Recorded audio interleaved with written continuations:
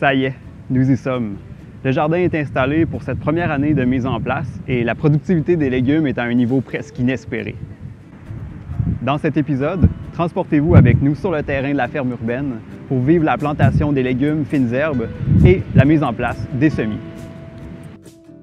En fait, on arrive officiellement à la plantation. Le plan de la journée, c'est juste de tout mettre ça en terre. Puis là, on est rendu là, ça fait tellement longtemps qu'on en rêve. Là, on attend après le compost là, pour mettre une belle couche de compost, de l'engrais, puis après ça, on plante, puis c'est fait.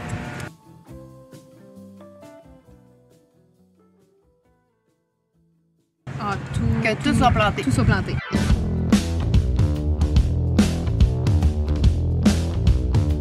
Avec du compost, ça aide au moins à une meilleure structure de la terre aussi.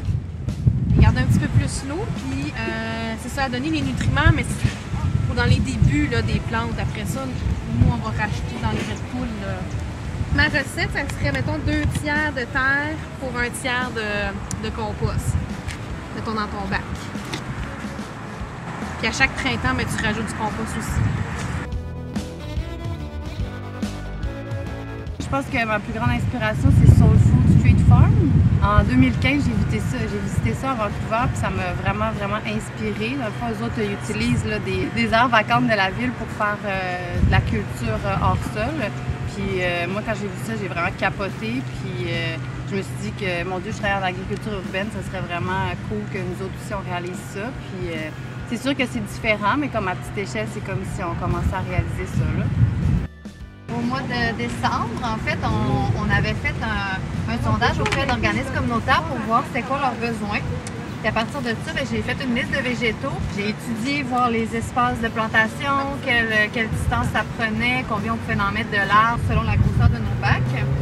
On est allé pour le plus dense possible. Fait que dans le fond, on a essayé de calquer là, sur la méthode bio-intensive de culture. Fait que c'est de rapprocher le plus possible, planter en quinconce. Il faut vraiment là, exploiter l'espace le plus qu'on peut.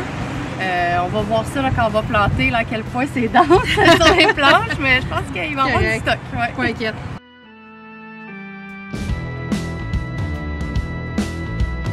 Fait que j'essaie de tout le temps respecter le collet, qui est comme le top ici, là, si on veut, là, de la plante. Fait que je vais pas plus creux que ça. Fait que je vais juste faire un petit trou, puis là, ben voilà. Tout simplement. Pour planter un plant de tomate, en fait, l'une des spécificités de cette plante-là, c'est qu'on peut la planter plus creux que ce qu'elle est déjà plantée dans son pot. Fait qu'on peut venir enlever les petites feuilles du bas de la tige, puis on va pouvoir l'enterrer jusque-là. La tomate, elle va refaire des racines à partir de sa tige. Plus on l'enterre profond, plus elle va repousser vigoureuse parce qu'elle va avoir plus de racines. Et bien là, on plante à la toute fin de juin, on est 30 juin en fait, donc même si le plant de tomate a déjà des fleurs, on va les laisser parce qu'on veut avoir des fruits d'ici la fin de la saison. Mais normalement, quand on plante nos tomates plus vers début juin, si on a déjà des fleurs ou des bébés tomates, ça arrive des fois, on va les enlever à la plantation pour que le plant concentre son énergie à développer ses racines.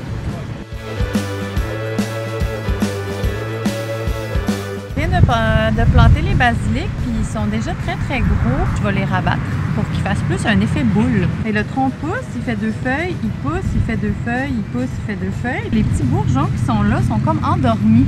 Ce que je veux, c'est que justement ces bourgeons-là sortent. Fait que ce que je vais faire, c'est que je pense que ça va être choquant, je vous avertis, mais moi je vais le rabattre ici.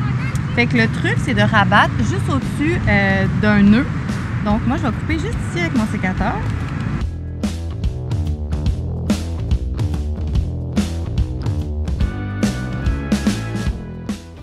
On va commencer par les carottes, puis il faut ajuster la bonne profondeur pour la semence des carottes, puis choisir en même temps la largeur, puis le type de plaquette au milieu qui va nous permettre de laisser passer juste ce qu'il faut de semence. Donc on ajuste à la largeur qu'on veut. Puis là, on va déjà savoir où passer la prochaine fois. Ils vont tous être à la même distance. J'ai l'impression qu'il n'embarque pas tout le temps.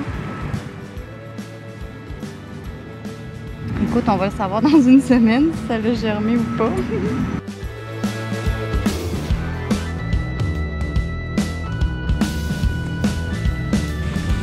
J'ai déjà écrasé 2 chrysomelles rayées du concombre. Donc ça va être dans la section ici, là, ça va être beaucoup à vérifier. Puis dans les choux, déjà de la pyrite, donc le dépistage. On va sûrement les couvrir bientôt. Puis il va falloir faire un suivi serré, je pense. Le substrat est bon, le milieu est quand même bon, c'est très ensoleillé. C'est très chaud aussi avec la date. Mais le problème, c'est le vent, c'est très exposé. Des fois, ça peut être un facteur là, qui empêche les légumes vraiment de bien pousser, mais c'est un îlot de chaleur. La dalle de béton, elle reflète beaucoup. Il n'y a pas d'ombrage, jamais. Fait que moi, je pense que toutes les plantes de chaleur vont vraiment triper. Ouais. Puis ensuite, il faudra relier ça au tuyau principal jusqu'à la minuterie à batterie, ce qui va nous permettre d'avoir un système entièrement automatisé, pouvoir dormir tranquille la nuit. C'est un système d'irrigation qu'on retrouve chez les maraîchers. Là. Quand même des risques de vandalisme, on ne voudrait pas se faire voler notre minuterie. On va essayer de se construire une petite boîte là, pour sécuriser tout ça.